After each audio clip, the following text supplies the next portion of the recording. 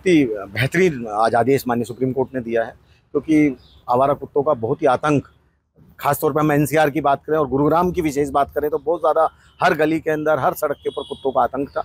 बहुत छोटे छोटे बच्चों के साथ हादसे हुए हैं और उन हादसों की वजह से कई बार मन कचोटता था और बहुत एक लंबी प्रक्रिया इलाज की है, पैसा भी खर्च होता है, समय भी लगता है और मानसिक तौर पे भी परेशानी होती है कि भाई ये हादसा मेरे साथ कैसे हुआ।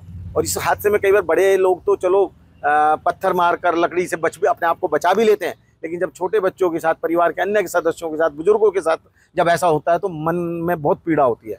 लेकिन आज जो माननीय सुप्रीम कोर्ट का आदेश है, मन को मन को खुश करने वाला आदेश है और लगता है कि अगर धरातल पर प्रशासन इसको अमली जामा पहनाने का काम करे तो बहुत जल्दी इन कुत्तों से हमें के आतंक से छुटकारा मिलेगा। मेरा नाम अजय प्रमोद मलिक जी, पालन बिहार एक्सटेंशन से हूँ जी। और यहाँ कुत्ते बहुत ज्यादा हो रहे हैं जी गुरुग्राम में, और जितने बच्चे हैं छोटे ने घर से निकलना दूभर हो गया जी। बच्चे क्या सुबह जाते हैं स्कूल, ट्यूशन जाते हैं और शाम को घर से बाहर नहीं निकल सकते बच्चे, क्योंकि जो आधा एक घंटा बच्चा खेलेगा, कैसे खेलेगा, कुत्ते उसको काट लेते हैं। कहना चाहते हैं जितने भी गुरुग्राम में जितने कुत्ते हैं यहाँ से बाहर निकलने चाहिए।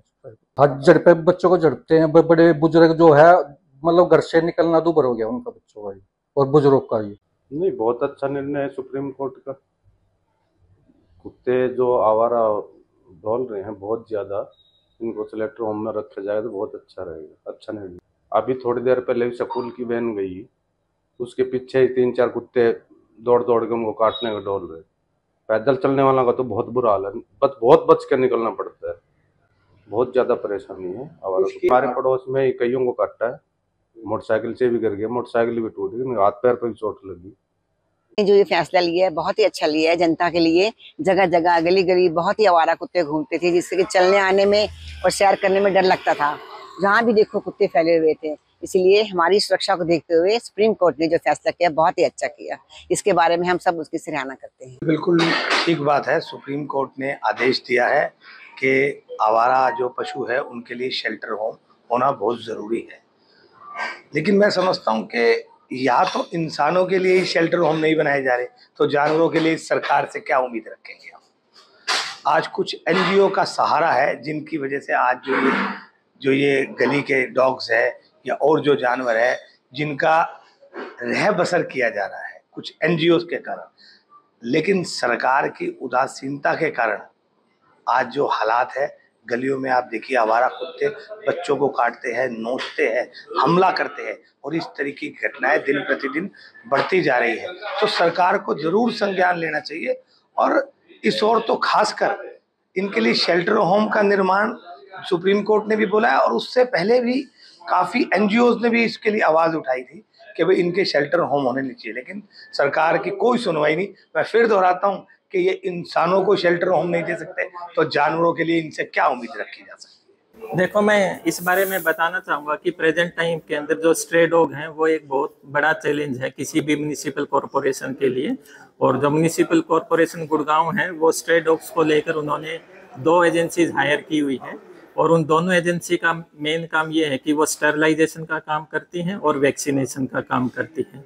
तो दोनों एजेंसी के पास एक एक एनिमल बर्थ कंट्रोल सेंटर है जहाँ पर वो डॉग्स को ले जाते हैं। जिन डॉग्स को स्टरलाइज करना होता है या जो इंजर्ड हो जाते हैं या जो रैबिड होते हैं, तो वहाँ पर उनका ट्रीटमेंट करती हैं, उनका सर्जरी वगैरह करती हैं और फिर प्रॉपर टाइम में उनकी रिकवरी के बाद उनको उसी जगह पर छोड़ देती हैं, उसी लोकेलिटी में छोड़ देती हैं जहाँ से उनको कैप्चर किया गया है।